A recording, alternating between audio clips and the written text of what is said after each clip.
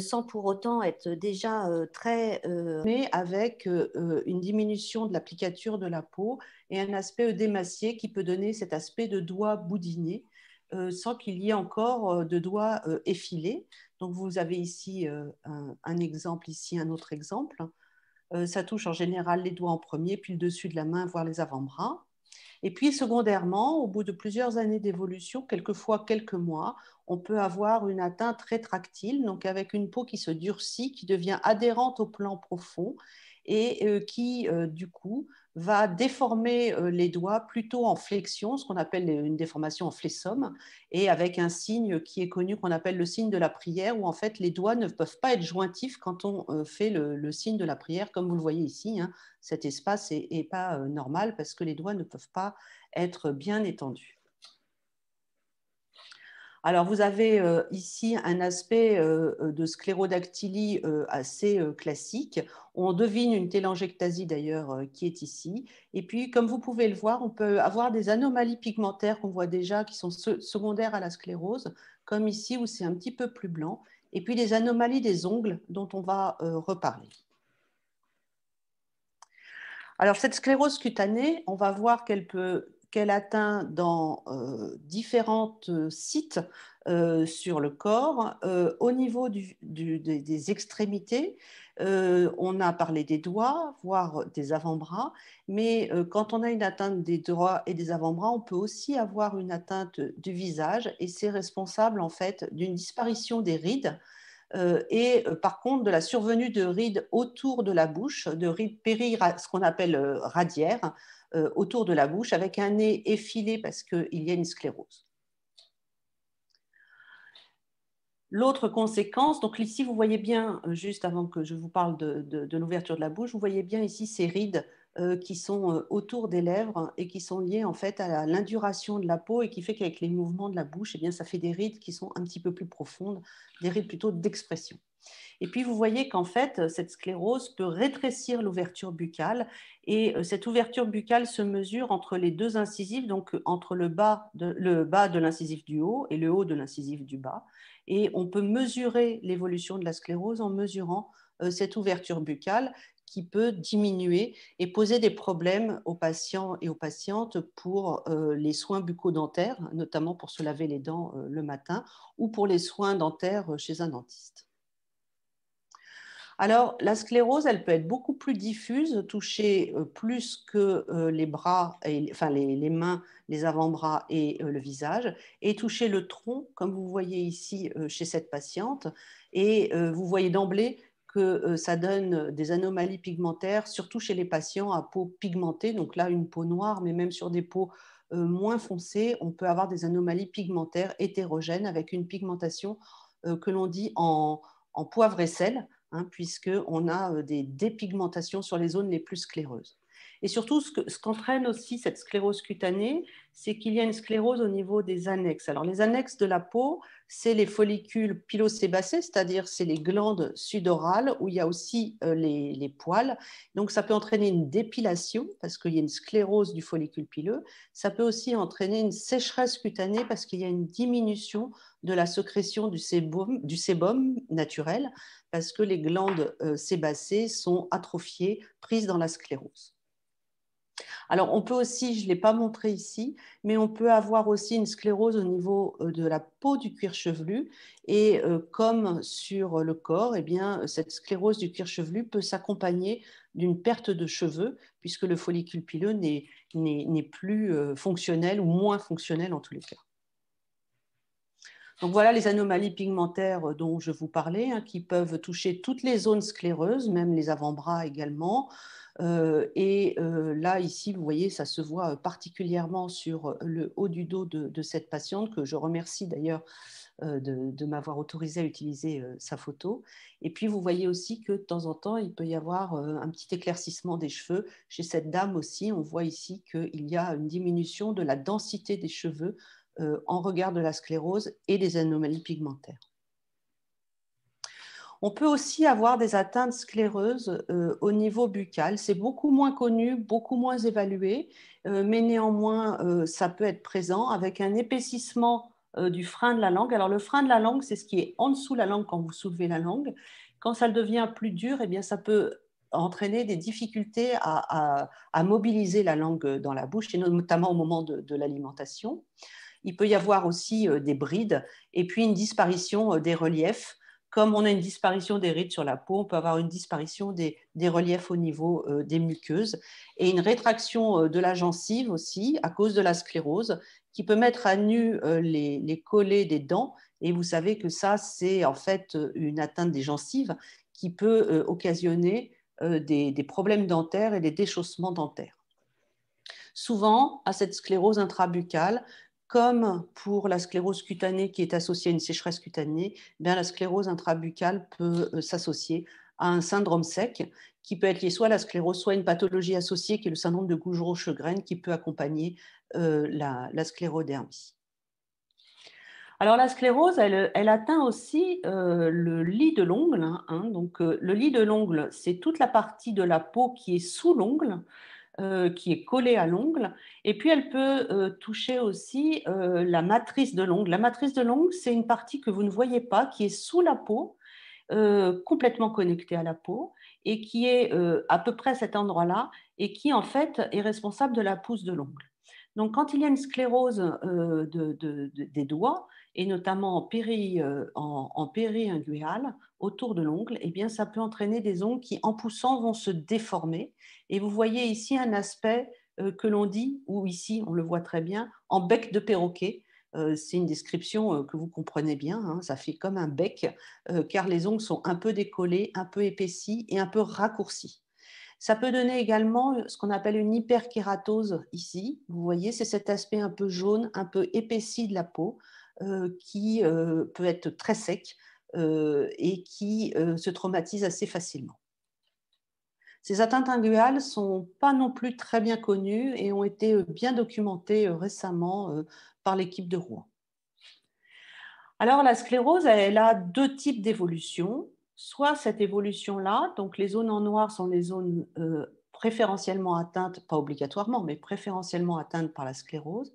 Donc les mains, que vous connaissez bien, que la sclérodactylie, ça remonte jusqu'au coude, euh, ou ça s'arrête avant, bien sûr, mais maximum jusqu'au coude, au niveau des pieds, et ça peut remonter jusque sous les genoux, et le visage. Et ça, c'est une disposition qu'on dit acrale, c'est-à-dire qui touche les extrémités, la tête et le cou, qui est une extrémité, les mains, les pieds, et c'est ce qu'on appelle la sclérodermie systémique cutanée limitée, donc c'est une forme de sclérodermie. L'autre forme de sclérodermie, c'est la sclérodermie systémique cutanée diffuse. Et quand on dit diffuse, eh bien, ça fait référence à l'extension de la sclérose qui, dans ces cas-là, touche le tronc. La grande différence entre cette forme-là et cette forme-là, c'est l'extension de la sclérose qui ici touche le tronc et ici ne touche jamais le tronc. On a une autre forme de sclérodermie, donc ça fait la troisième forme, qui est la forme qu'on dit synéscléroderma. Donc vous voyez ici, il n'y a pas de noir, il n'y a pas de sclérose. Donc, c'est une forme sans atteinte cutanée et donc sans sclérodactylie. Néanmoins, il y a un réno, hein, on va y revenir, mais il n'y a pas de sclérose de la peau des doigts. C'est à peu près 2 à 8% sur les registres, probablement un petit peu plus, car c'est souvent une forme qui est classée dans les cutanées limitées. Enfin, peu importe, c'est probablement un peu sous-estimé et probablement qu'on est plus autour des 10%. En fait, ça semble être une forme frustre dans le sens incomplet, de sclérodermie cutanée limitée. C'est à peu près la même évolution, le même profil clinique, le même profil biologique, les mêmes complications viscérales qu'une sclérodermie cutanée limitée, donc avec cette sclérose qui est plus acrale.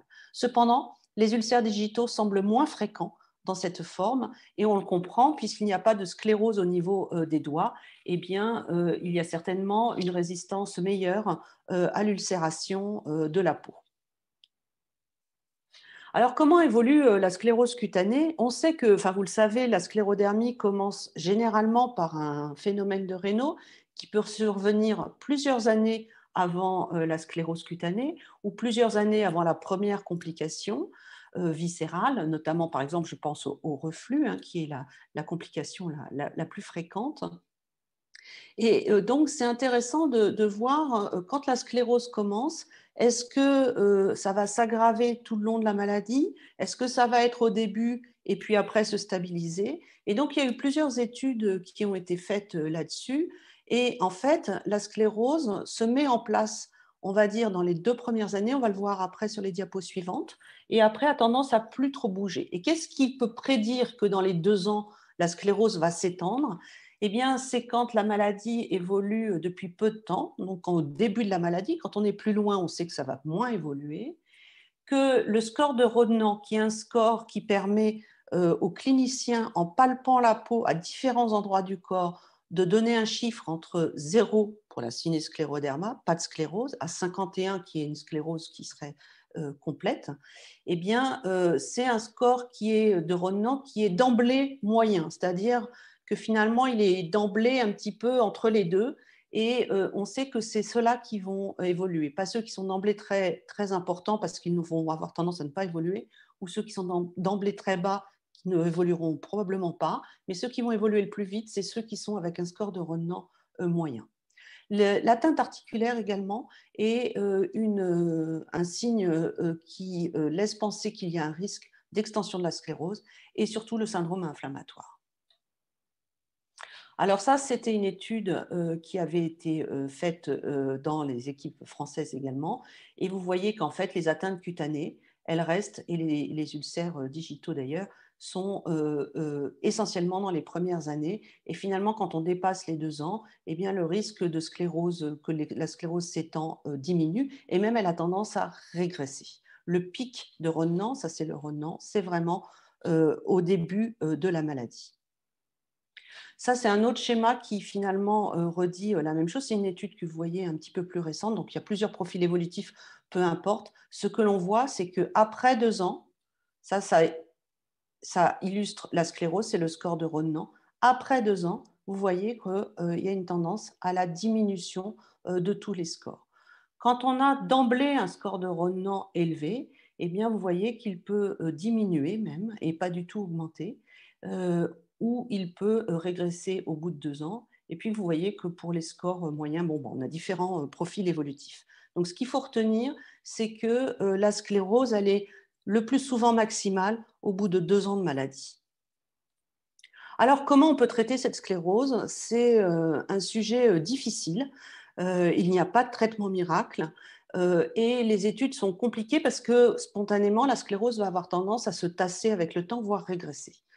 Donc, la première ligne de traitement, c'est… alors déjà, on va traiter les patients qui ont une tendance à évoluer, donc où on aura des signes qui laissent penser que la sclérose va évoluer. Notamment, c'est des patients qu'on va revoir assez rapidement pour refaire des mesures du score de Rodnan et voir si l'évolution a tendance à aller crescendo ou pas. Si ça va crescendo, il va falloir traiter assez rapidement dans les premiers mois, bien sûr, pour éviter l'aggravation sur les 1 à 2 ans dont je vous parlais. Et le premier traitement qui est donné, c'est le méthotrexate, qui est un médicament qui se prend une fois par semaine, soit par voie buccale, soit par voie sous-cutanée, une fois par semaine. L'autre ligne de traitement, c'est le Celcept ou le mycophénolate mofétyle, qui peut se donner même en plus du méthotrexate, pas très fréquemment cependant, et qui est un traitement oral et puis, qui se prend tous les jours. Et puis, le traitement qui est en cours d'évaluation sur la sclérose, mais il y a quelques études qui laissent à penser que ça pourrait être très utile, c'est le rituximab, qui est un traitement qui se donne par injection à différents temps dans l'année, donc en général à J1, 15 jours après, et 6 et 12 mois après. Donc différents profils de traitement avec des résultats qui sont difficilement prévisibles pour l'instant. On a du mal à savoir quel patient va répondre plutôt à quel traitement. Et ce qu'on a l'habitude de faire, c'est quand on a une sclérose pas très invasive, qui n'explose pas, de mettre du méthotrexate, qui est de loin le traitement le moins immunosuppresseur. Et puis quand la sclérose est très évolutive et qu'elle a tendance à s'étendre très rapidement et être importante, on a plutôt tendance à utiliser les autres traitements qui sont plus immunosuppresseurs.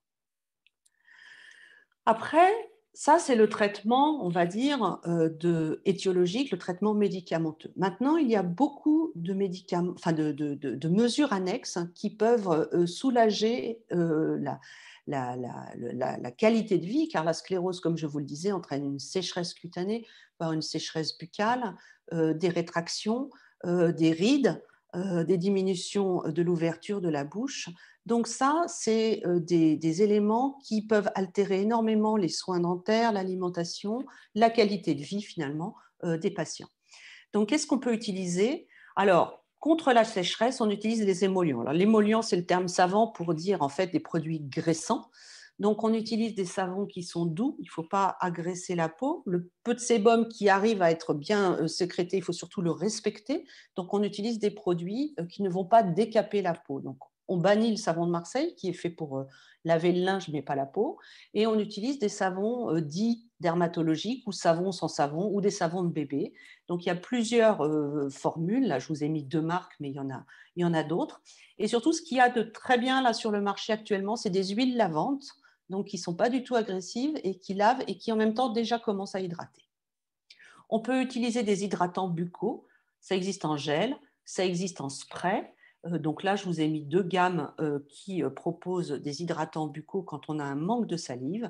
Et puis, on peut aussi utiliser un médicament en préparation magistrale qui se fait à la pharmacie pour stimuler la production de salive. Ce médicament-là, la pilocarpine, c'est sur prescription. Tout le reste, ce n'est pas sur prescription. Les autres mesures symptomatiques, c'est les massages et les exercices de mobilisation. Donc, les massages, ce n'est pas de masser comme ça en superficie la peau. La sclérose, elle est profonde, donc ça peut être important de masser en profondeur pour décoller un petit peu la sclérose et surtout pour éviter les déformations des articulations en flexion. Et donc, il faut que le kiné apprenne aux patients des exercices de mobilisation des articulations pour bien ouvrir les articulations, bien mobiliser les doigts, éviter les flessomes. Et au niveau de la bouche, il y a une étude qui a montré que c'était relativement efficace, en tous les cas, bien plus efficace que si on ne faisait rien pour garder une bonne ouverture buccale. On peut aussi utiliser des attelles nocturnes. Donc, des attelles nocturnes, c'est fait sur mesure, en général par des équipes de rééducation et qui se mettent au niveau des mains pour bien étendre la nuit et bien maintenir étendus les doigts pour lutter contre le flessum, car vous savez que plus on est en flessum et plus la préhension et pour attraper les objets, c'est difficile. Et on risque aussi d'avoir après des ulcères au niveau des articulations déformées. Ça, c'est les traitements symptomatiques. On peut aussi utiliser des traitements qu'on dit correcteurs. Alors, les traitements correcteurs, ça va plutôt cacher le symptôme. Alors, ce qui est très bien, je vais vous montrer quelques exemples, c'est le maquillage correcteur. Il y a des gammes que l'on obtient en pharmacie ou en parapharmacie, chez La Roche-Posay et Avène Couvrant. C'est les 2 gammes les plus connues qui proposent des maquillages correcteurs avec des conseils qui sont très efficaces. C'est des produits de type fond de teint, par exemple, qui vont en fait s'accorder à la couleur de la peau. Il y a un nuancier très important pour aller des peaux les plus claires aux peaux les plus foncées, pour obtenir quelque chose qui va pouvoir bien masquer. On peut aussi faire des gestes un peu plus invasifs qui sont réalisés soit par des dermatologues, soit par des chirurgiens plasticiens, qui sont l'effacement des rides péribuccales. Ça, je vais vous montrer quelques exemples. Ça marche assez bien avec du laser CO2 resurfacing. C'est un terme un petit peu compliqué. En fait, ça veut dire que c'est un laser qui va brûler la surface de la peau pour permettre en fait une cicatrisation qui va être plus lisse et en fait combler niveler en fait les rides et permettre une cicatrisation avec un bon nivellement sans les creux et les bosses que l'on a pu voir autour de la bouche. Je vais vous montrer des exemples. L'autre chose qu'on peut faire pour combler les creux, c'est remplir les creux avec la graisse du patient. Comment ça se passe? Eh bien, on prélève en fait de la graisse là où il en a le plus. Alors, c'est souvent des femmes, bien sûr, donc c'est souvent au niveau des fesses, des cuisses. Le chirurgien aspire de la graisse et peut la réinjecter en péribuccale. Ce n'est pas la localisation la meilleure, ça ne marche pas aussi bien que l'acide hyaluronique, Mais l'avantage, c'est que c'est un produit qui vient de vous et donc il n'y a pas de risque de réaction, de rejet finalement ou inflammatoire autour de ce produit. Ce n'est pas un produit étranger, c'est un produit qui vient de vous. Alors, pourquoi on insiste sur le fait d'utiliser des produits, enfin de la graisse cutanée autologue? Eh bien, c'est parce qu'on n'a pas d'idée de savoir si, quand on utilise de l'acide hyaluronique qui est vendu en seringue toute prête et que beaucoup de femmes et d'hommes d'ailleurs utilisent pour l'esthétique sans être malades, hein, pour combler les rides, etc., si chez les patients qui ont des maladies comme la sclérodermie ou d'autres connectivites, eh bien, on ne prend pas le risque de réactiver soit une réaction inflammatoire autour de ces produits et finalement arriver à des lésions qui sont inflammatoires rouges et qui vont plus se voir que si on n'avait rien fait, ou si on ne prend pas le risque de réactiver la maladie. Et on n'a pas de réponse à cette question. Par prudence, on évite d'utiliser ces produits chez des patients qui ont des connectivites au sens large, c'est-à-dire des sclérodermies, une sclérodermie ou un lupus ou même une polyarthrite rhumatoïde, etc. Ceci étant, certains patients l'ont fait quand même, parce que ça marche, ça tient un peu plus longtemps que la graisse, et puis c'est un peu plus léger, ça se fait en consultation toute simple, et avec des bons résultats, et ça s'est bien passé. Ça, je peux vous dire que ce que moi j'ai vu et ce que j'ai pu obtenir en interrogeant mes collègues qui ont l'habitude de le faire enfin, chez des sujets qui n'ont pas de maladie particulière. Et dans leur patientèle, ils ont quelques patients qui ont des sclérodermies à qui ils l'ont fait aussi. Et ça s'est plutôt bien passé. Mais on n'a pas d'études pour répondre à cette question. Et je dirais que dans le doute, j'aurais tendance quand même à ne pas le positionner, certainement pas en première intention, et à plutôt me concentrer sur les techniques dont on sait qu'elles sont inoffensives en cas de maladie sous-jacente. Alors voilà un exemple d'une patiente que je remercie, qui nous a donné l'autorisation d'utiliser sa photo. Vous voyez, c'est une patiente qui a une sclérose, enfin elle a une sclérodermie cutanée diffuse, donc avec une atteinte du visage, du tronc que vous devinez ici. Elle était très gênée par l'atteinte du visage, puisque vous voyez, comme elle a une peau très foncée, ça entraîne des lésions pigmentaires, des dépigmentations qui sont très importantes. On voit aussi qu'il y a l'effacement des rides, hein, comme je vous disais, que le nez est un petit peu effilé. Et vous voyez, ça, c'est après l'atelier de maquillage. Beaucoup de services hospitaliers proposent des ateliers de maquillage pour apprendre aux patients à utiliser les produits.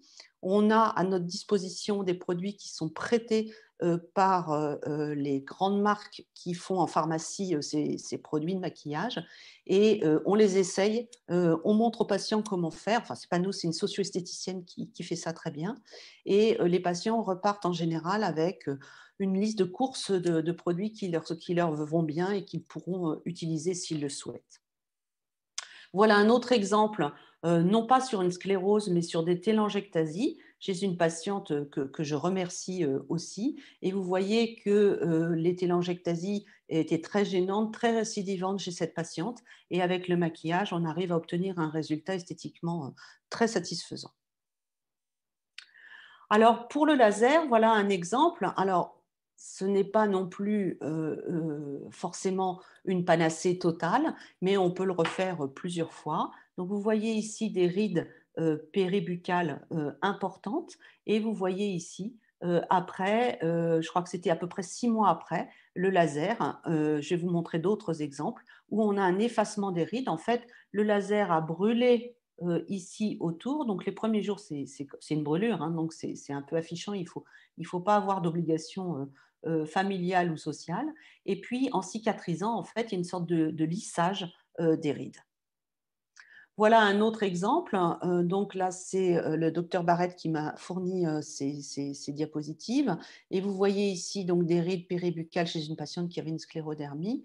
Ça, c'est juste après. Donc on a une brûlure autour qui va jusque-là. Vous voyez qu'en fait, tout ici, ça a été brûlé. Donc c'est une brûlure superficielle, mais néanmoins une brûlure. Et puis vous voyez à 2 mois, ça a cicatrisé. Ça reste encore un peu rouge, hein, on voit que c'est rouge. Donc, il faut utiliser des produits pour masquer ça. Et à 6 mois, le résultat est très satisfaisant. Alors, on va passer aux calcinoses. Les calcinoses, vous le savez, c'est en fait des calcifications qui sont sous la peau. On les voit bien ici sur la radio du majeur. Vous voyez ici la dernière phalange et vous voyez en péri-articulaire et aussi autour de la phalange, c'est des peaux calciques qui ont la même tonalité que l'os en radiologie parce que c'est des cristaux de calcium. Alors, on a la physiopathologie, c'est-à-dire pourquoi certaines personnes vont faire des calcinoses, d'autres non, n'est pas bien connue. Ce qu'on sait, c'est que les traumatismes sont probablement des facteurs qui favorisent les calcinoses. D'ailleurs, elles surviennent souvent au niveau des doigts qui sont traumatisés avec des micro-traumatismes parce qu'on se sert de ses doigts, ce qui est bien normal, mais aussi en regard des prééminences osseuses et notamment le coude, comme je vous ai montré tout à l'heure. Donc ces calcinoses, en fait, elles apparaissent comme ça, elles peuvent même faire une protusion sur la peau et même s'évacuer spontanément. Vous voyez ici, il y a le calcium qui s'évacue. Une fois que ça s'évacue, ça cicatrise relativement bien si ça ne s'infecte pas. Je reviens juste un instant sur la sclérose. Ce que j'ai oublié de vous dire, c'est que néanmoins, quand on a une sclérose cutanée, dans le cadre de la sclérodermie, que ce soit au niveau du visage ou au niveau du tronc, eh bien, les capacités de cicatrisation de la peau ne sont pas altérées. Autrement dit, les patients à qui on peut faire du laser sur le visage ne vont pas mettre plus de temps à cicatriser que des patients qui n'ont pas de sclérodermie.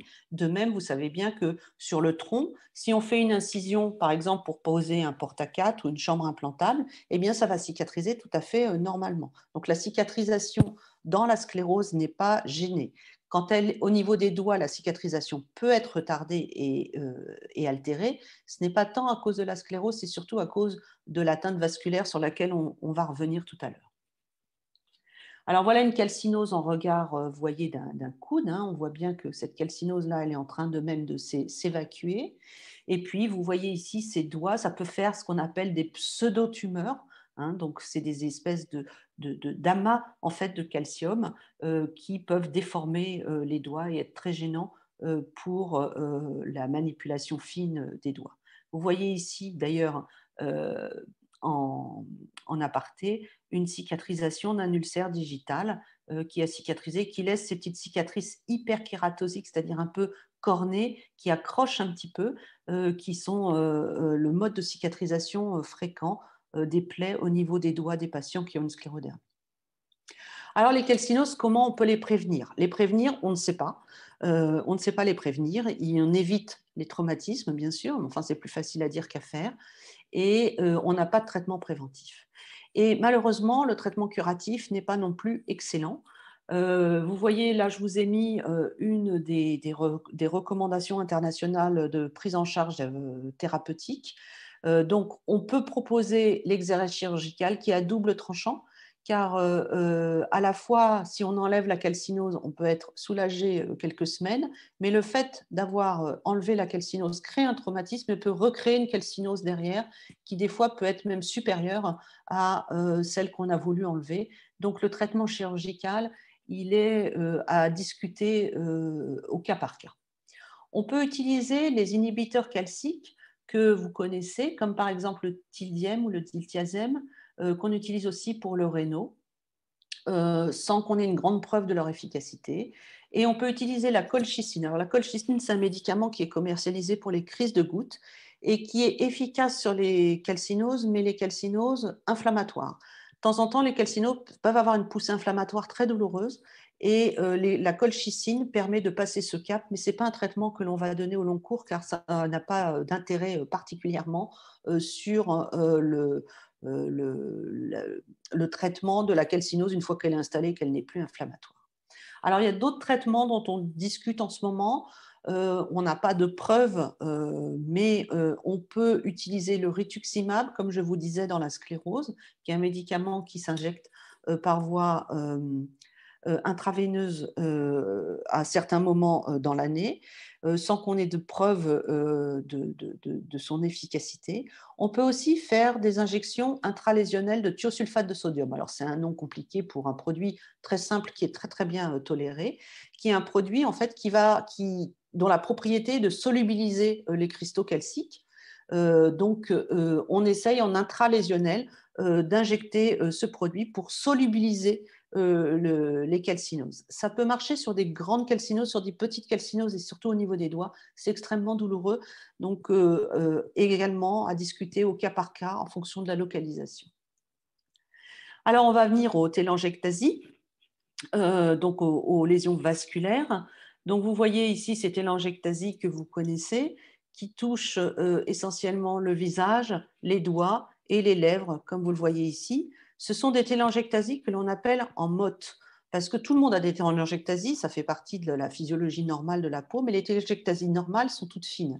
Celles-ci, elles sont en motte, elles font des petits paquets, et donc on les voit beaucoup plus que des télangiectasies banales. Alors, pourquoi j'arrive pas à passer ma dia? Voilà. On peut en avoir aussi à l'intérieur de la bouche. Vous voyez ici en intrabuccal sur la face interne du palais et puis ici sur la langue. Voilà, au niveau des doigts, vous voyez quand je vous dis en motte, c'est vraiment en motte. On les voit comme des petits pavés qui sont posés un peu en relief sur la peau. Et qu'est-ce qu'on peut proposer pour les télangiectasies? Là aussi, on n'a pas de traitement préventif et on n'a même pas de traitement médicamenteux curatif. Donc, ce qu'on peut faire, c'est du traitement par du laser à colorant. Alors, ce n'est pas le même laser que pour les rides, c'est un laser qui va en fait détruire que le rouge. Et donc, la longueur d'onde qui est émise par le laser est absorbée par le rouge.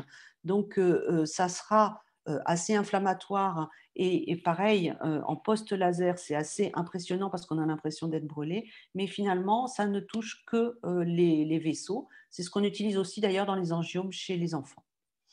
Alors, vous voyez que c'est efficace. L'inconvénient, c'est que pour des patients pour les patients qui ont une sclérodermie et qui ont des télangiectasies assez profuses, eh bien, il faut souvent beaucoup plus de séances que pour des télangiectasies banales. Et surtout, il faut les recommencer parce qu'il y a une tendance à la récidive. Néanmoins, contrairement au laser pour la bouche, on peut avoir une prise en charge. Pourquoi? Parce que le laser à colorant est pris en charge pour les angiomes. Et donc, on peut essayer d'argumenter auprès des caisses, sans assurance que ça soit pris en charge, mais on peut essayer. Et en général, on y arrive assez d'avoir une prise en charge par la caisse de sécurité sociale pour des séances de laser, comme si on traitait un angiome. Alors voilà l'aspect que l'on peut obtenir. Hein. Vous voyez ici, après le laser, on a une très nette régression des télangiectasies importantes. Et puis quand on regarde au dermoscope, qui est en fait une loupe qui grossit de 10 à 15 fois, ben, vous voyez qu'on voit bien que ça a bien tiré sur les vaisseaux et détruit, en fait ça coagule les vaisseaux. Ah, c'est des images qui sont publiées, qui sont tirées d'une publication. Voilà un autre aspect d'une photo qui m'a été confiée par mes collègues. Et vous voyez également ici, les photos sont de moins bonne qualité, mais qu'il y a une très nette diminution de la grande partie des télangiectasies. Sur les lèvres, c'est un petit peu plus compliqué. Alors, on a parlé donc des manifestations cutanées pures, si je puis dire, avec la sclérose cutanée, les lésions pigmentaires, les atteintes inguéales. Et puis, nous avons commencé à parler des atteintes vasculaires avec les télangiectasies. Eh bien, l'autre atteinte vasculaire que vous connaissez bien, c'est le phénomène de Raynaud, qui est cette coloration blanche au froid, qui peut toucher les mains, comme vous le voyez ici, mais les pieds également. Voilà ici un Raynaud déclenché pendant la consultation. Ici, on aperçoit sous l'ongle un décollement de l'ongle, c'est parce qu'il y a un petit ulcère digital. Et puis, vous voyez là, ici, au niveau d'un pied. Alors, qu'est-ce qu'on peut faire pour les Raynaud? Pour les Raynaud, là aussi, on a des traitements qui sont globalement efficaces, on va dire, avec différentes réponses selon les personnes. Et le premier médicament qu'on utilise, c'est les inhibiteurs calciques. Donc, vous avez la nifedipine ou la dalate, on peut utiliser l'Amlor, on peut utiliser le Loxène, on peut utiliser le tiltiazem, etc. Donc, ça, c'est la première ligne de traitement, ce qu'on appelle une recommandation de rang A, c'est-à-dire qu'il y a beaucoup de preuves pour montrer que c'est efficace. L'amélioration, elle est environ de 35 à 40%, c'est-à-dire que ça diminue de 35 à 40% les crises. On a d'autres traitements comme l'Ilomédine en intraveineux, qui nécessite une hospitalisation, car c'est une perfusion qui se fait sur 6 à 8 heures et pour laquelle il faut surveiller la pression artérielle. L'inconvénient de ce produit, c'est que, outre l'hospitalisation, ça nécessite une surveillance heure par heure et ça peut donner des nausées et des maux de tête.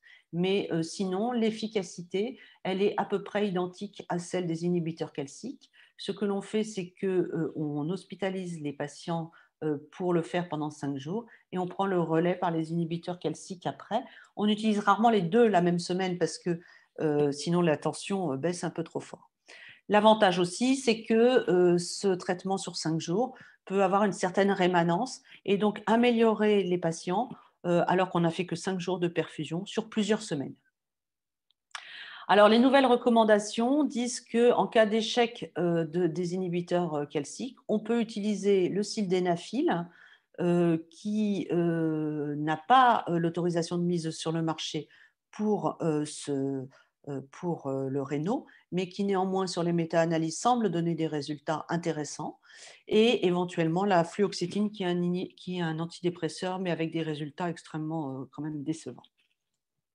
Alors la complication du Raynaud, vous savez que le Raynaud, en fait, il est dû à une atteinte vasculaire des petits vaisseaux au niveau des extrémités des doigts et des pieds.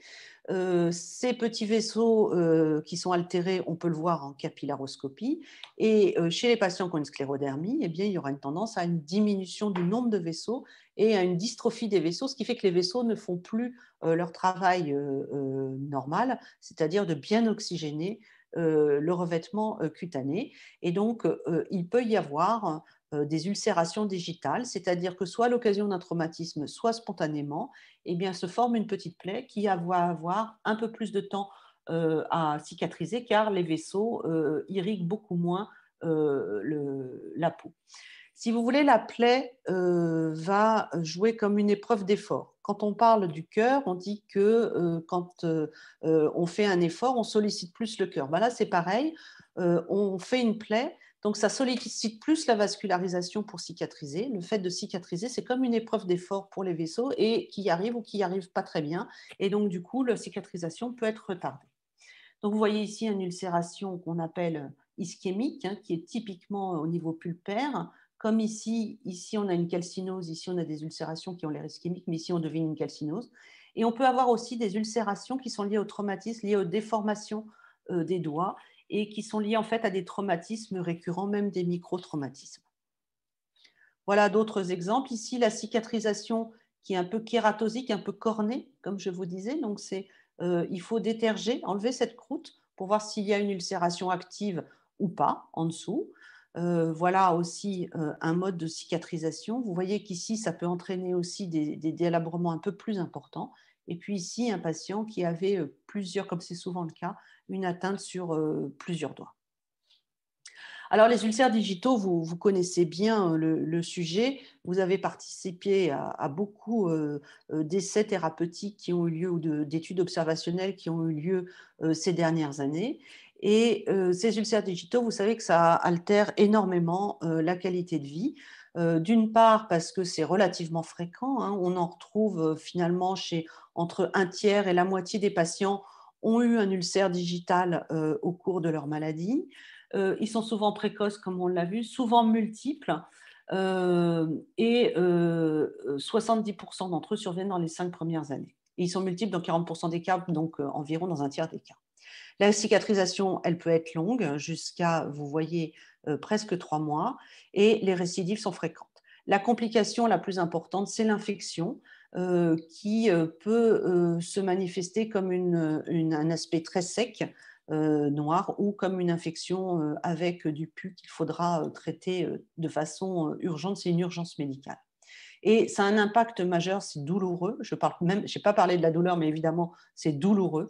Et donc, ça a un impact majeur sur le travail, sur l'activité quotidienne au domicile. On sait que les patients qui ont des ulcères digitaux, c'est des patients qui ont plus souvent besoin d'aide et qui vont donc dépenser aussi plus de ressources pour se faire aider. Et du coup, ça entraîne des difficultés sur la fonction de la main et des symptômes anxieux. Alors là aussi, il faut essayer de traiter en ayant plusieurs approches. Alors déjà, une approche préventive en évitant les facteurs de risque. On sait que le tabac est un facteur de risque d'avoir un ulcère digital. Et puis les médicaments vasoconstricteurs, mais en général, ils sont évités chez les patients qui ont une sclérodermie. Et puis adapter les comportements pour éviter au maximum les traumatismes. Il faut aussi, on revient à la sclérose, éviter au maximum les déformations des articulations, hein, comme ici les doigts qui sont en flexum, donc avec les massages et les orthèses. Orthèse, ça veut dire attelle, hein, les attelles nocturnes, comme on en a parlé. Et puis, soigner la peau le plus possible avec, en graissant la peau pour que cette peau reste bien trophique, qu'il n'y ait pas de croûte qui puisse entraîner des petites infections ou des traumatismes. Quand l'ulcère est là, est-ce qu'on a des traitements curatifs? Alors, on utilise beaucoup l'Ilomédine qui a l'autorisation de mise sur le marché pour la prévention du rénaux et le traitement du rénaux. Et on peut, de toute façon, les patients ont un rénaux et on peut considérer que l'ulcération digitale, c'est un rénaux compliqué. Donc, comme je vous le disais, ça se fait en hospitalisation. Le sildenafil, là aussi, l'étude qui avait été réalisée par l'équipe de Lille était négative, mais finalement, on n'a pas tellement d'alternatives, donc on peut toujours le tenter. C'est un médicament qui est bien toléré. Et la torvastatine, on a une petite étude qui dit que ça pourrait favoriser la cicatrisation. En prévention secondaire, c'est-à-dire pas en prévention primaire, c'est-à-dire pas avant qu'on ait eu un ulcère digital, mais quand on a eu des ulcères digitaux, et a fortiori quand ils ont récidivé, on peut utiliser le Bosantan, qui n'a pas d'activité sur la cicatrisation, mais qui diminue le risque de récidive. Et vous savez que c'est un produit qui nécessite une contraception orale et une surveillance du bilan hépatique régulière. Alors, ça, c'est les traitements médicamenteux. Est-ce qu'il y a d'autres traitements? On peut être amené à faire des traitements chirurgicaux. C'est rare. On peut être amené à faire une chirurgie des articulations pour redresser les articulations, pour éviter du coup les ulcérations, non pas pulpaires, mais les ulcérations qui sont en regard des articulations déformées, comme on a vu juste avant. On peut réduire les calcinoses et faire l'évacuation d'une calcinose pour favoriser la cicatrisation de l'ulcère. Quand une calcinose a tendance à s'évacuer, on peut forcer l'évacuation pour se débarrasser du calcium et donc permettre après que la cicatrisation se fasse plus normalement. Et puis, quand on en est en stade de mise à plat, c'est déjà un échec en fait.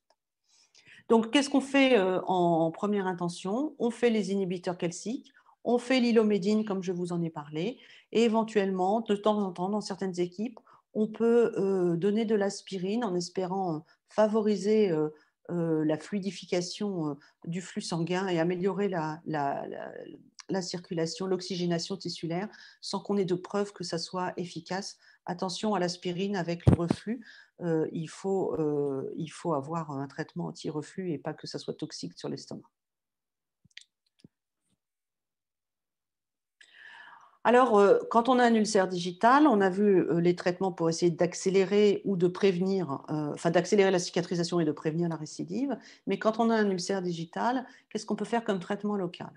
Alors, on utilise finalement assez peu les antiseptiques, sauf en période vraiment infectée et de façon relativement brève, parce que les antiseptiques ont tendance à freiner la cicatrisation quand ils sont utilisés au long cours. En dehors des infections, si l'ulcération n'est pas infectée, on peut faire un nettoyage à l'eau et au savon ou au sérum physiologique. On peut déterger. Alors, déterger, ça veut dire quoi? C'est qu'on gratte en enlevant les croûtes, en enlevant la fibrine, en enlevant ce qui va gêner la cicatrisation. Et ça, on peut le faire en mettant avant des anesthésiques, des pommades anesthésiantes comme la xylocaïne ou l'EMLA.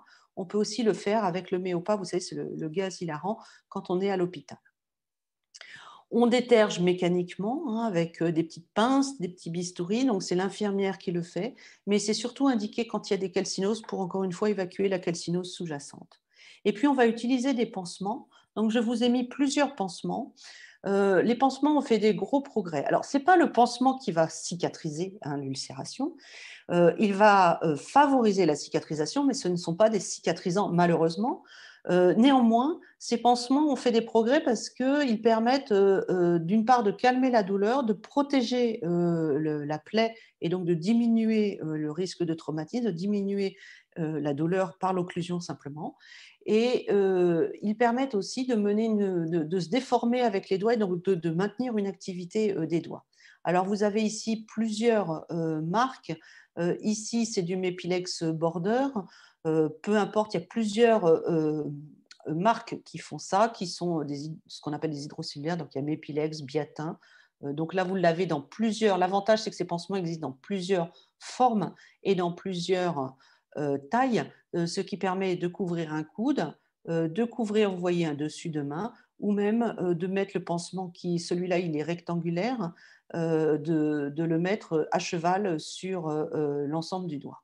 On peut utiliser aussi des films en fait qui contiennent du silicone comme cela, du silicone au contact de la peau et de la plaie, et qui à l'extérieur, qui par contre sont finalement lisses et protègent de l'eau. On peut aussi utiliser d'autres produits qui contiennent des corps gras, comme l'Adaptic qui contient un corps gras, ou l'Urgotul qui contient un autre corps gras, ou des doigtiers, avec l'inconvénient que ces pansements en doigtier sont assez pratiques, mais coûtent très très cher. Ces pansements peuvent être gardés plusieurs jours. Alors, c'est rarement possible au niveau des doigts, mais au niveau d'un coude, c'est possible, par exemple, et se changer quand ils se décollent, en fait. Alors, quand on a des ulcères digitaux au niveau des mains, qui sont les plus connus, il ne faut pas hésiter à regarder les pieds, car on peut aussi en avoir au niveau des pieds. Vous le voyez ici, chez un monsieur qui n'avait pas d'artérite, mais qui avait des ulcérations digitales au niveau des pieds et qui réclament les mêmes soins et les mêmes traitements. On sait aussi que ça peut être aggravé par une artérite éventuelle qu'il faut dépister au niveau des membres inférieurs. Alors, je vais vous parler également des morphées. Donc, j'en ai fini avec la sclérodermie et je vais vous parler des morphées. Alors, les morphées, c'est pour que les choses soient très bien, très claires, ce n'est pas une sclérodermie. Les morphées, ce sont des plaques de sclérose qui ne touchent que la peau. Il n'y a pas d'atteinte des vaisseaux, il n'y a pas d'atteinte viscérale sous-jacente, il n'y a pas de reflux, il n'y a pas de rénaux. Donc, c'est vraiment purement cutané, c'est une maladie purement cutanée. Donc, c'est complètement différent de la sclérodermie systémique. Alors, néanmoins, dans certains vieux papiers, ça s'appelle encore sclérodermie limitée, ce qui est un très mauvais terme. On devrait appeler ça morphée ou morphéa en anglais. Donc, c'est purement cutané. On peut avoir des anticorps comme dans la sclérodermie divers, qui sont pas forcément ceux de la sclérodermie, bien sûr, mais plein d'autres anticorps, des facteurs antinucléaires, etc. Ça, c'est pas gênant, ça ne veut pas dire grand-chose, c'est pas vraiment une maladie auto-immune, mais encore une fois, pas de rénaux, pas d'atteinte viscérale. Ça atteint surtout le tronc, je vais vous montrer, le visage et les membres, mais finalement rarement les mains et les pieds, et même quasiment jamais les mains, ce qui est donc une grosse différence avec la sclérodermie. Alors là aussi, pour les morphées, je sais que certains d'entre vous qui sont dans l'association ont des morphées. On peut utiliser en phase d'extension des corticoïdes et du méthotrexate et du Celsep, c'est-à-dire du mycoméfolate mefétyle, en sachant que donc c'est un peu les mêmes traitements que dans la sclérodermie, tout en sachant que dans la sclérodermie, on n'utilise pas les corticoïdes pour la sclérose cutanée. Et puis, dans les traitements réparateurs à distance, on va utiliser à distance de l'épisode où la morphée s'installe, c'est souvent par poussée, eh bien, on peut corriger en injectant de la graisse autologue, comme je vous en ai parlé, et de l'acide hyaluronique. Comme ce n'est pas une maladie systémique, on a moins de réticence à utiliser l'acide hyaluronique. Donc voilà une morphée très étendue hein, au niveau du tronc, avec des difficultés à plisser la peau, des anomalies pigmentaires aussi. Vous voyez ici au niveau du dos, et vous voyez aussi, alors la peau normale, c'est celle-là, et la peau anormale scléreuse, c'est celle qui est dépigmentée, hein, que l'on voit ici. Et vous voyez sur les jambes, c'est pareil, on a des zones dépigmentées. Donc c'est une peau difficilement plissable, ça peut être très gênant, mais encore une fois, ça n'atteint que la peau. Voilà une autre morphée plus discrète, moins embêtante. qui est ancienne en fait. C'est un patient qui avait des morphées en plaques comme ça depuis l'âge de 20 ans. Il a maintenant beaucoup plus, enfin il a vieilli, il a, je ne sais plus si c'est 40 ou 45 ans, et en fait elles se sont assouplies et il reste juste des traces pigmentaires. Alors, qu'est-ce qu'on peut faire pour les morphées? Ça, c'était une morphée au niveau du visage, vous la voyez ici. Donc, comme dans la sclérodermie, ça peut accentuer certaines rides et surtout, ça fait des creux, ce que ça ne fait pas vraiment dans la sclérodermie. Ça fait des creux parce qu'il y a une attraction un petit peu en profondeur quand la morphée est profonde. Une morphée, ça peut aller jusqu'au fascia musculaire et donc entraîner une rétraction vers le fascia et donc une déformation en creux. Donc, le visage n'est pas entièrement atteint comme la sclérodermie, hein, ça n'a rien à voir, comme je vous l'ai dit, c'est des plaques. Donc, vous voyez ici cette plaque qui est déprimée. Et vous voyez ici, on a finalement fait une greffe de tissu adipeux. Donc, on est allé prélever la graisse de la patiente au niveau des hanches ou des fesses et on a injecté pour décoller la plaque et lui redonner du volume. Voilà, ça c'est tiré d'un article. Une morphée sévère, ça peut même aller jusqu'à entraîner des rétractions osseuses hein, quand ça survient en période chez l'enfant en période de croissance. Vous voyez ici une femme qui avait une grosse déformation par cette morphée qui touche toute la pommette et vous voyez qu'avec du lipofilling, on a corrigé, pas complètement, mais néanmoins avec un résultat esthétique qui est relativement satisfaisant. Ici aussi, une dépression là, chez la même dame, une morphée sur la tempe, avec ici une réduction de la perte du volume qui était entraînée par la morphée. Alors ça, c'est un aspect assez classique de ce qu'on appelle la morphée en coup de sabre au niveau du front. Donc vous voyez ici, c'est souvent des morphées qui surviennent chez les sujets jeunes, hein. Les morphées, c'est plutôt les sujets jeunes, voire les enfants. Donc vous voyez ici une morphée en coup de sabre au niveau du front que on voit sur ce profil avec une déformation que l'on devine ici et que l'on voit peut-être un petit peu mieux ici en creux, et avec ici vous voyez un comblement pareil avec un lipofilling. Donc au total, qu'est-ce qu'on peut dire? Quand on est dans le cadre de la sclérodermie, on peut avoir une sclérose cutanée plus ou moins extensive, acrale ou plus diffuse.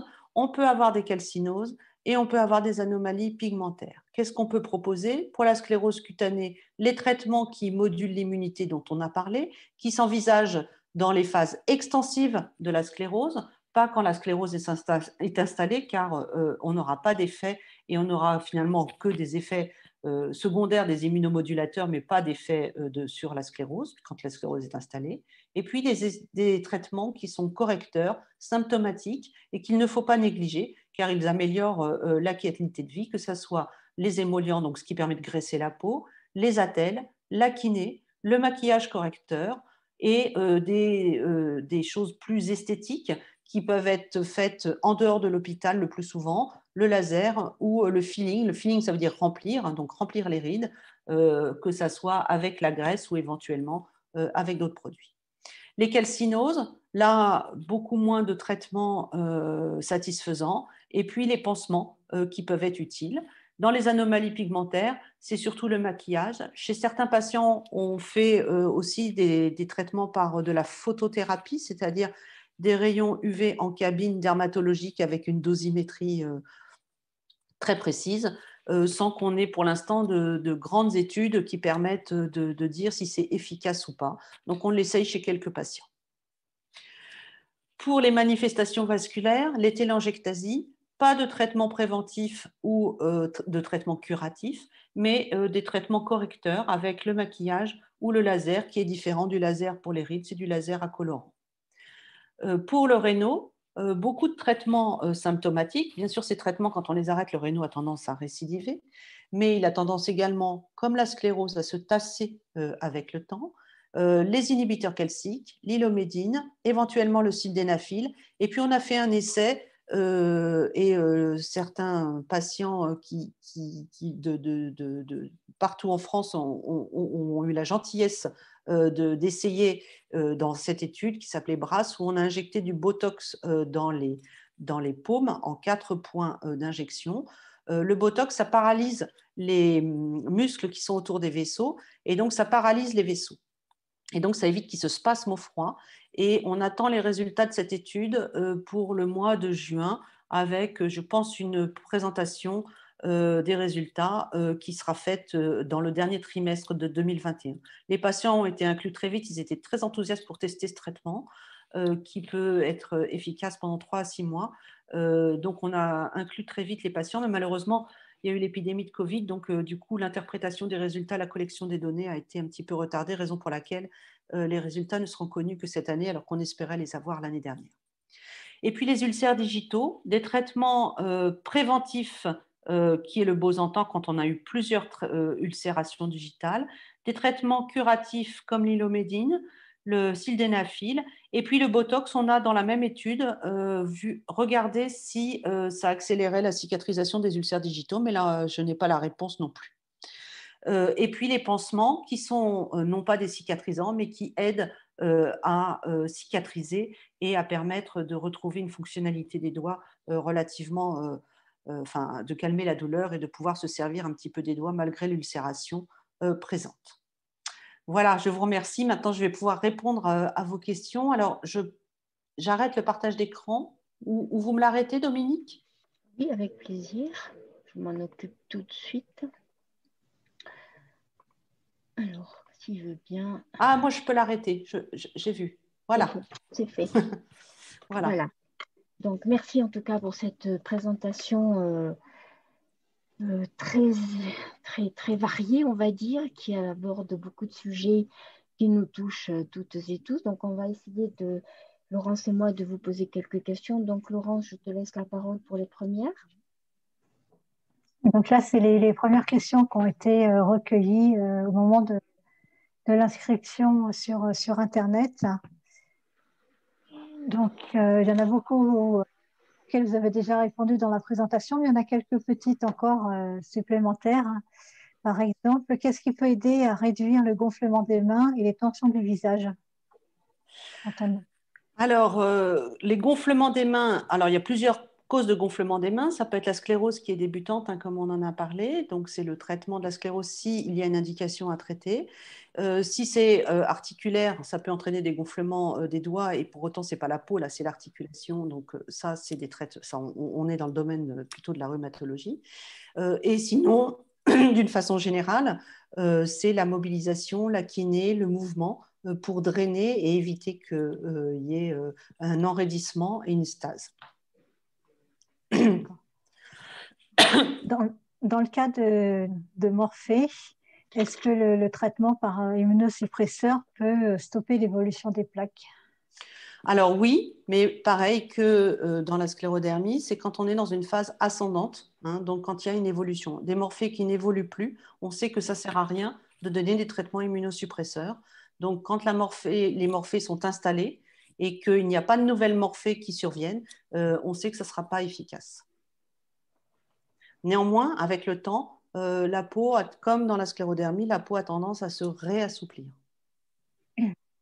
Et en cas de dépigmentation de la peau, quelles précautions par rapport au soleil? Des crèmes particulières ou ne pas s'exposer du tout?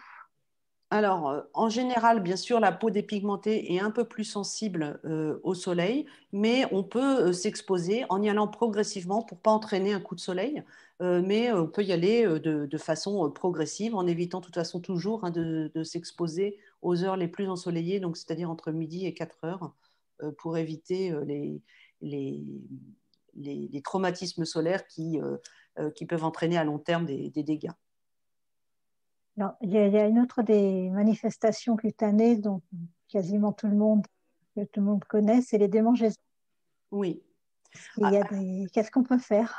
Alors, les démangeaisons sont essentiellement dues à la sécheresse cutanée. Donc, la meilleure prise en charge, c'est de graisser la peau de façon extrêmement importante. Alors, ça a l'air simple, mais finalement, c'est compliqué hein, de graisser la peau de façon très importante parce que ça veut dire utiliser des savons doux qui ne sont pas remboursés, utiliser des crèmes graissantes et souvent, il faut 2 applications par jour pour lutter contre la sécheresse cutanée. Donc, c'est quand même assez astreignant. Il y a des préparations qui sont remboursées Hein, il y a des produits tout faits que vous connaissez qui sont très bien et il y a des préparations qui sont remboursées qu'on peut faire chez le pharmacien sur prescription médicale. Et donc, il ne faut pas hésiter à voir avec le médecin dermatologue pour qu'il vous fasse ces préparations. Dans les crèmes habituelles, enfin, plus connues, grasses, qu'est-ce qu'on peut utiliser? Parce que je pense qu'on est toutes touchées par ces démangeaisons. Et selon les, les situations sur le corps, c'est pas toujours facile de graisser. Alors, vous voulez que je vous donne des noms de marques, Dominique? Oui. Oui. Oui. Alors, il y a les gammes Aven, les gammes Uriage, la gamme La Roche-Posay, la gamme Atoderm. Toutes ces gammes proposent des crèmes très émollientes. Donc, il faut utiliser les crèmes ou les baumes. Les baumes, c'est les plus gras, pour graisser la peau. Et trouver après, chacun va trouver un petit peu les crèmes qui sont les plus émollientes. Le Lipicard Baume, par exemple, chez La Roche-Posay, est très émollient. L'Atoderm Baume est également émollient. Enfin, voilà. D'accord, merci beaucoup. Et une dernière question de mon côté. Quand on repère qu'on a un début d'ulcération, qu'est-ce qu'on peut faire comme traitement, comme soin pour éviter que ça s'agrandisse, ça devienne une ulcération plus grande? Je pense que le meilleur soin, c'est de bien maintenir propre, pour surtout pas que ça s'infecte, car l'infection est la cause des agrandissements très importants des ulcérations, et de les mettre sous occlusion, c'est-à-dire d'utiliser des pansements. Car on sait que l'occlusion favorise la cicatrisation. Quand on laisse à l'air, contrairement à ce qu'on pensait avant, ça a été bien montré, pour les ulcères digitaux comme pour toutes les plaies, quand on laisse à l'air, ça sèche et ça ne favorise pas la cicatrisation. Quand on couvre avec un pansement occlusif, comme tous ceux que je vous ai montrés, ou je vois dans le chat les tulles les tulles gras, par exemple, c'est pareil. Alors, les tulles gras, ils ont tendance un peu à sécher sur la vaseline part au bout d'un moment, mais si ça vous convient, c'est parfait. Et bien, tout ça, ça permet de faire une occlusion et donc de favoriser la cicatrisation et donc éviter qu'au moins ça s'agrandisse. Et donc, il faut rester donc en milieu humide avec en un milieu humide, hydrocolloïdal. Alors, l'hydrogel, c'est très, très humidifiant puisque finalement, l'hydrogel, c'est fait avec 80% d'eau. Donc, l'hydrogel, c'est vraiment pour ramollir quelque chose qui est nécrotique ou très, très sec. Il vaut mieux utiliser des pansements de type hydrocolloïde, hydrocellulaire, comme je vous ai montré, ou tulle ou interface. D'accord. Merci. Dominique, je te laisse. Et puis, si tu veux que je prenne le relais après, tu me dis. Oui. Je vais donc reprendre une partie des questions qui ont été posées sur le chat. En premier, par exemple, que pensez-vous de la sympathectomie bilatérale? Alors, ça se fait de moins en moins, la sympathectomie bilatérale, parce qu'en fait, ça entraîne des réactions paradoxales ensuite. Et donc, ça se fait de moins en moins pour le réno. Hein. Oui. J'imagine que la question, c'était pour le réno. Oui. Une autre question, est-ce qu'on peut traiter l'estomac pastèque comme des télangiectasies? Les télangiectasies, en fait, on ne les traite pas. on traite, on camoufle, si je puis dire, ou on la détruit avec du laser, hein, mais ce n'est pas vraiment un traitement. Et puis dans l'estomac, ce n'est pas très accessible pour le laser. Voilà. D'accord. Que pensez-vous de la crème au silicium pour les ulcères digitaux ou pour les mains? Alors, j'ai aucune expérience avec la crème au silicium, donc je ne sais pas. Je ne connais pas cette crème. Une autre question aussi. Et les crèmes à base d'argent? Oui, ça c'est utilisé. En fait, l'argent on pensait que l'argent diminuait le risque d'infection. En fait, ça diminue surtout l'inflammation, l'argent. Et sinon, c'est un antiseptique, c'est pas dangereux. Donc, l'argent peut tout à fait Alors, le problème, c'est que les pansements à base d'argent sont pas tous remboursés, mais ils peuvent être utilisés au niveau des doigts, oui, sans problème. J'avais une autre question. Est-ce que la personne, la malade, peut-elle enlever elle-même les cicatrisations des ulcères? C'est ce que vous Oui, disiez c'est-à-dire tout les à l'heure, croûtes. détercer. Les croûtes, oui. Oui, oui, oui, oui. Il faut bien ramollir avant, donc soit avec de la vaseline qu'on laisse poser, par exemple, et en humidifiant, et puis y aller précautionneusement pour évidemment pas faire, pas créer une ulcération et dégager les croûtes progressivement. Et que pensez-vous des tatouages, en particulier les sourcils, quand on n'a plus beaucoup de sourcils? Alors, il n'y a pas de contre-indication au tatouage avec la sclérodermie, enfin voilà. Maintenant, les tatouages permanents, moi je suis dermatologue, hein, donc je suis pas. On a plus l'habitude en dermatologie d'enlever les tatouages que de les faire.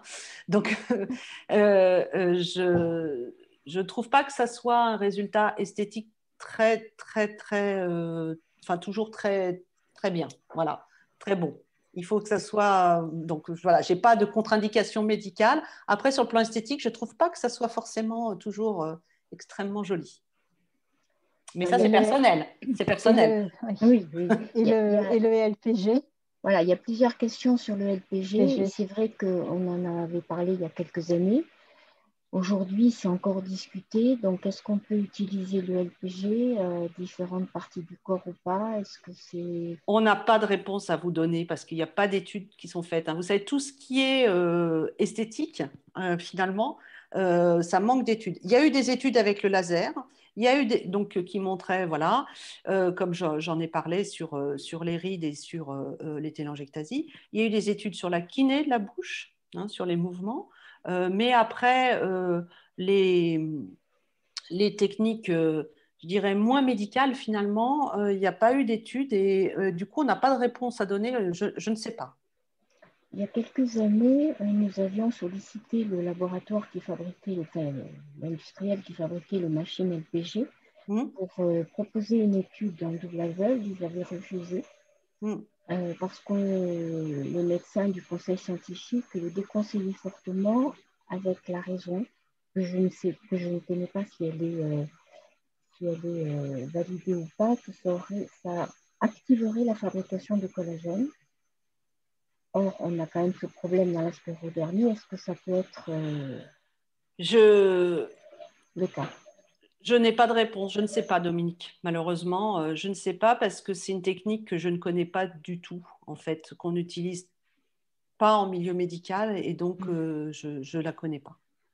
Il y a une personne qui dit justement, j'ai envoyé donc apparemment, je pense qu'elle est kiné, qu'elle utilise le LPG, et elle dit, attendez, qu'est-ce qu'on est passé dessus, qu'elle a envoyé une étude avec le LPG au CHR de Lille, mais je ne sais pas si cette étude a été faite en double aveugle, parce que c'est l'intérêt. Il y a une autre question qui vient derrière. Mon réno n'est pas blanc mais violacé. Est-ce plus rare dans la sclérodermie et est-ce symptomatique d'autre chose? Alors non, c'est une excellente remarque, hein. Dans la sclérodermie, on peut avoir un réno qui est uniquement bleu, hein, puisque en fait, on a comme une acrocyanose, une poussée d'acrocyanose. C'est connu. C'est des rénaux qui sont particulièrement dans la sclérodermie. On peut avoir, c'est à considérer comme un réno. Il n'y a pas de face blanche, mais c'est quand même un réno. Et ça ne veut rien dire de plus. C'est souvent des rénaux un peu anciens qui sont comme ça et des rénaux plutôt sévères. J'ai une autre question. Si un patient ne présente pas de calcinoles dans les 2 premières années, est-il possible qu'elles apparaissent plus tard? Même question pour les Je n'ai pas télangiectasies. entendu. Excusez-moi, Dominique. Si un patient ne présente pas de calcinoles dans les 2 premières années, est-il possible qu'elles apparaissent plus tard? Même question pour les télangiectasies. Oui, ça peut apparaître plus tard, les calcinoses. Les calcinoses, c'est une complication assez tardive, globalement. Et les télangiectasies aussi, hein. Malheureusement, ça récidive. Donc, même si on les traite par laser, ça récidive et même tardivement. Oui. Donc, il y avait aussi une troisième question pour cette personne. À quel type de sclérodermie correspond le syndrome de Crest? C'est la sclérodermie limitée. Oui, c'est ça. C'est la sclérodermie. C'est la nouvelle cutanée limitée. Voilà. C'est ça. Laurence, tu as d'autres questions? Alors, je regarde en même temps parce qu'il y en a eu beaucoup là. Oui, ou faire le laser colorant pour améliorer les téléangiectasies. Est-ce qu'il y a certains hôpitaux qui sont... Alors, certains hôpitaux le proposent, tout à fait. Certains hôpitaux se sont équipés de plateformes laser, donc avec du laser CO2, du laser colorant. et notamment les hôpitaux en province s'équipent de plateformes laser qu'ils partagent avec le privé. Nous, à Paris, on n'a pas encore cette chance à la PHP. Il y a une autre personne qui dit: j'ai souvent des panaries. Dès le début des symptômes, j'utilise une pommade antibiotique, mais mon médecin est contre. Que me conseillez-vous afin d'éviter d'avoir recours à une infirmière? Alors, si c'est un vrai panari, en fait, je pense que ce n'est pas tout à fait un vrai panavis, c'est une surinfection au pourtour de l'ongle. C'est en fait une petite ulcération, hein, une petite nécrose. Donc, il faut bien le garder propre, comme je disais. Une pommade antibiotique quelques jours ou même un antiseptique quelques jours n'est pas gênant. Hein, il ne faut pas le garder au long cours, mais au contraire, quelques jours, il n'y a pas de souci. Et comme je disais tout à l'heure, bien nettoyer et mettre un pansement plutôt pour protéger. Et puis, s'il y a du pus, par contre, bien là, il faut mettre même des antibiotiques par voie générale. Hein, ne pas hésiter. On préfère les antibiotiques par voie générale que les antibiotiques locaux ou les antiseptiques locaux. Que pensez-vous de la consommation de collagène marin? Alors, le collagène que l'on prend, vous voulez dire par la bouche, que l'on prend par la bouche?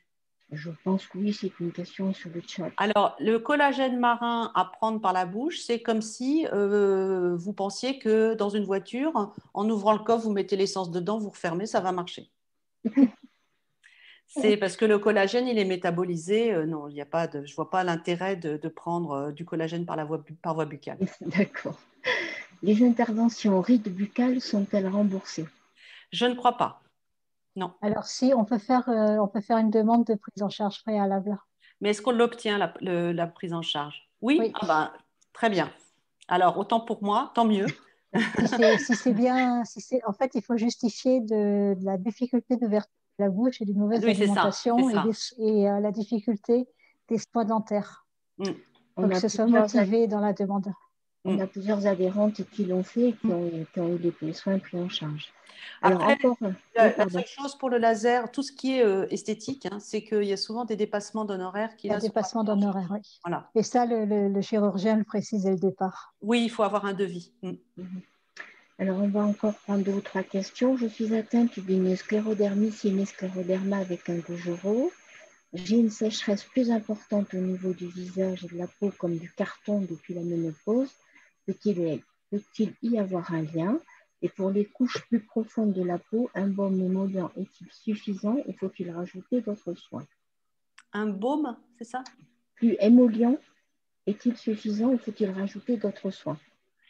Alors, la ménopause participe à la sécheresse cutanée hein, quand on n'a pas de traitement substitutif, effectivement. En fait, en vieillissant d'une façon générale, la production de sébum diminue hein, de façon physiologique.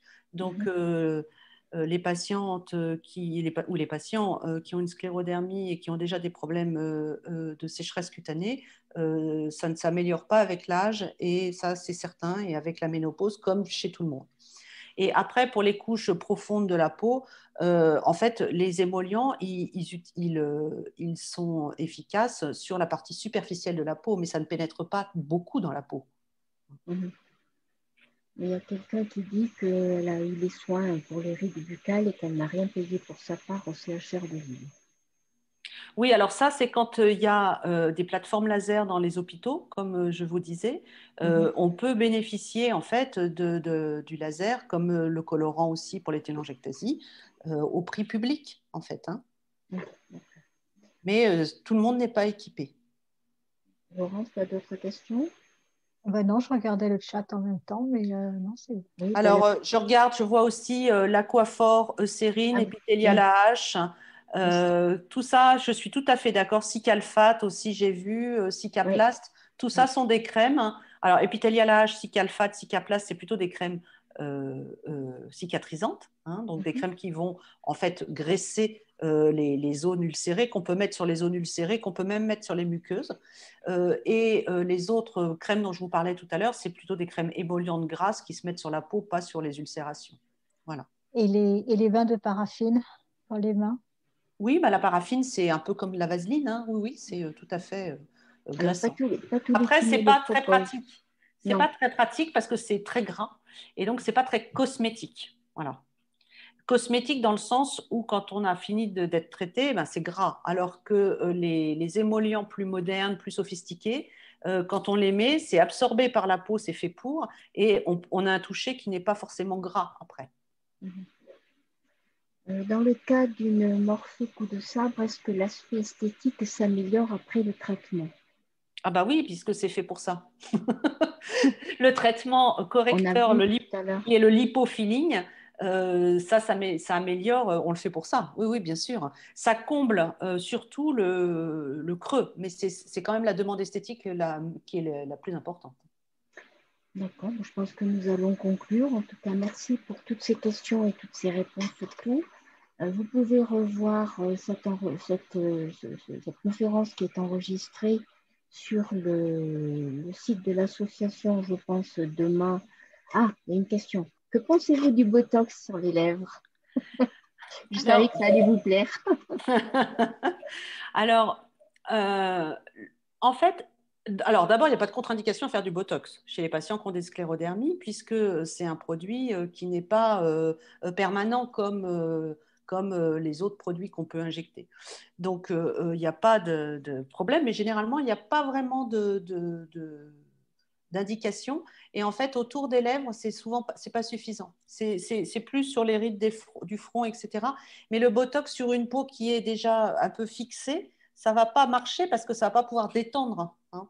Le problème, le Botox, ça agit sur le muscle, pas sur la peau. Donc, alors que dans la sclérodermie, c'est la peau qui est atteinte et pas le muscle. Et lorsque la sclérodermie affine beaucoup les lèvres, est-ce qu'on peut faire, je pense, le repulping ou quelque chose comme ça, ou c'est dangereux? Alors, le repulping, c'est avec de l'acide hyaluronique. Ouais. Voilà. Donc, D'accord. pour l'instant, je n'ai pas voilà. C'est Je vrai peux que pas vous le c'est... conseiller. Je peux pas le conseiller. Voilà. D'accord. Alors, merci pour vos réponses, mais que peut-on utiliser pour les couches profondes de la peau si le baume reste superficiel? Mais en fait, ce qui vous gratte et ce qui est sec et qui desquame, c'est la superficie de la peau. Hein. C'est pas la superficie, la partie la plus superficielle, pardon, de la peau. Et les couches profondes, ce qu'on appelle les couches profondes, c'est le derme, c'est ce qui est épaissi dans la sclérodermie. Ça, c'est pas atteint le derme profond avec aucune crème. Laurence, c'est bon, je crois que en tout cas, voilà, merci beaucoup pour cette conférence. Ah, juste, je vois que la dame disait, je parlais du méthotrexate pour la morphée.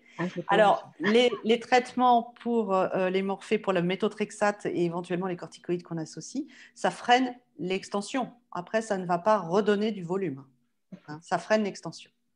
C'est ce qu'on pourrait appeler la chirurgie réparatrice après qui peut redonner du volume.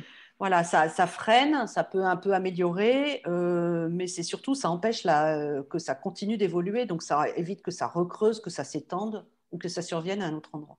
Il faut attendre un certain temps peut-être avant que ça soit stabilisé, avant de faire quoi que ce soit. De toute façon, le méthotrexate, quelle que soit son indication, ça met 2 à 3 mois avant d'être efficace. Et une fois que le traitement est fini, mais qu'on veut essayer de combler Alors, il faut attendre d'être dans une phase très stable, hein, et là, on peut combler avec du lipofilling. Et une phase très stable, ça peut être une année plus tard ou plus tard? Oui, c'est ça, voire 2 années plus tard. Ouais. D'accord. Faut pas se presser. D'accord. Ben, merci beaucoup, messieurs, mesdames. Il y avait un peu de tous les pays. Je crois qu'il y avait du Canada, du Maroc. Merci à vous d'être venus, d'avoir merci à vous de l'avoir c'était, organisé. ben, je pense que c'était toujours très un plaisir. intéressant. Oui, puis franchement, on a appris beaucoup de choses, même nous qui semblons connaître aussi pas mal de choses. Merci à tous, bonne soirée et puis à très bientôt. Au revoir. Pour la prochaine conférence, c'est le 29 avril. On vous tiendra informé. Sur les troubles digestifs. Voilà. Là, on pourra poser la question de l'estomac pastèque. Tout à fait. Bonne soirée à tous. Au revoir. Au revoir. Au revoir.